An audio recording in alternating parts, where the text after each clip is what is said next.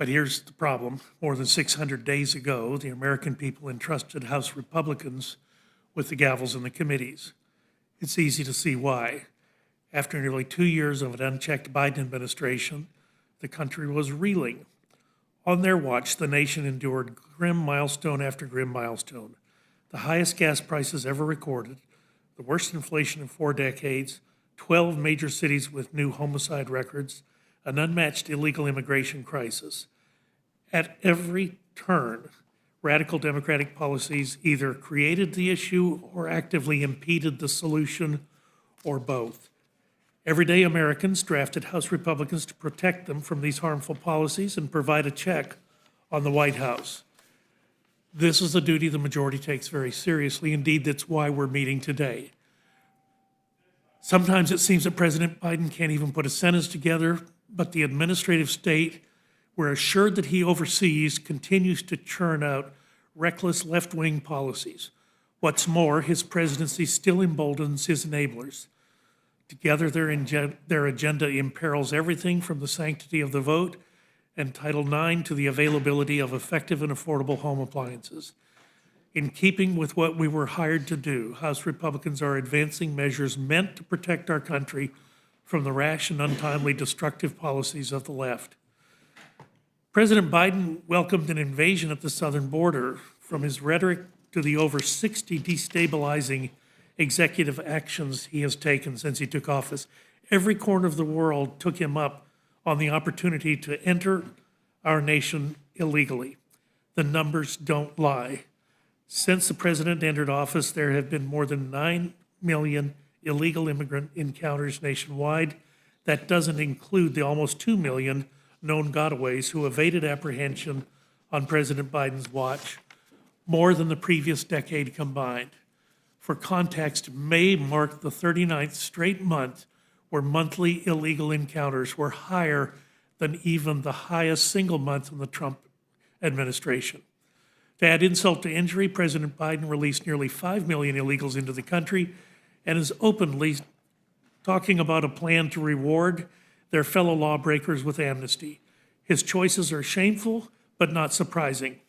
What is surprising is how fervently his surrogates and supporters dismiss concerns over illegal immigrants circumventing the letter of the law and corrupting our democratic process.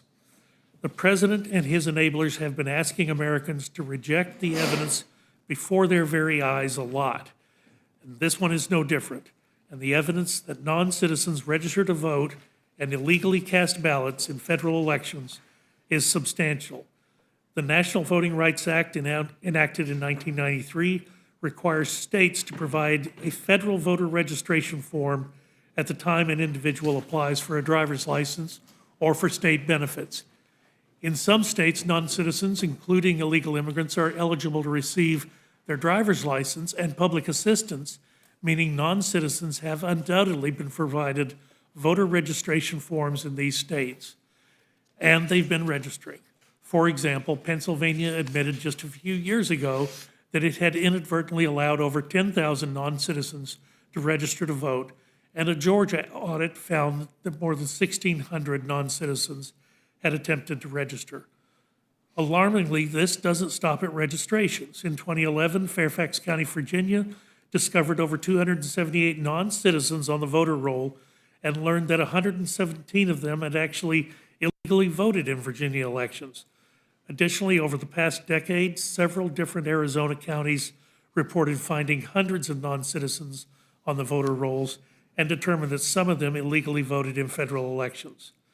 The SAVE Act, introduced by our colleague on the Rules Committee, Chip Roy, closes the loophole that created by the National Voting Rights Act and supercharged by the left-wing sanctuary policies.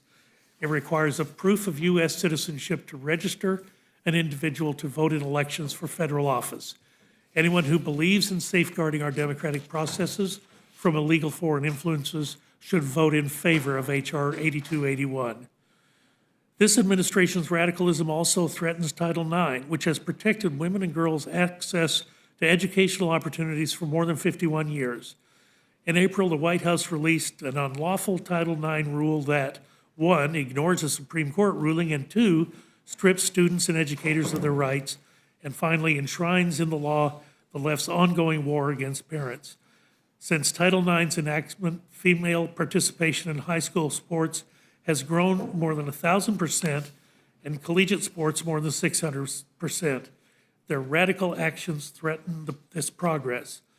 Unlike the White House, House Republicans believe that women should be safe in intimate spaces and men should not compete in women's sports. It's why we're advancing H.J. Res. 165, which prevents the administration's radical gender ideology from infiltrating education and hijacking Title IX. Thanks to the Biden administration, the left's radical whims are also poised to infiltrate everyday American homes. The Department of Energy's new dishwasher efficiency standards would take more than 12 years for the proposed efficiency upgrades to break even and would save Americans just $1.12 per year. Consumers understand what options work best for their households, and Washington shouldn't stand in the way of their appliance. Finally, the committee will consider H.R. 8772, the fiscal year 25 legislative branch appropriations bill. I anticipate my friend, the ranking member, will strongly disagree with my contextualization of today's meeting. I hope he will at least echo his fellow Democrats in the committee report and take no issue with the funding levels within the measure. The legislative branch subcommittee delivered a robust $5.5 billion package that supports Congress and our ability to work on behalf of the American people. With that, I look forward to the testimony from our panels, and I welcome the opportunity to move important legislation to the House floor. And I would now ask our ranking member, Mr. McGovern,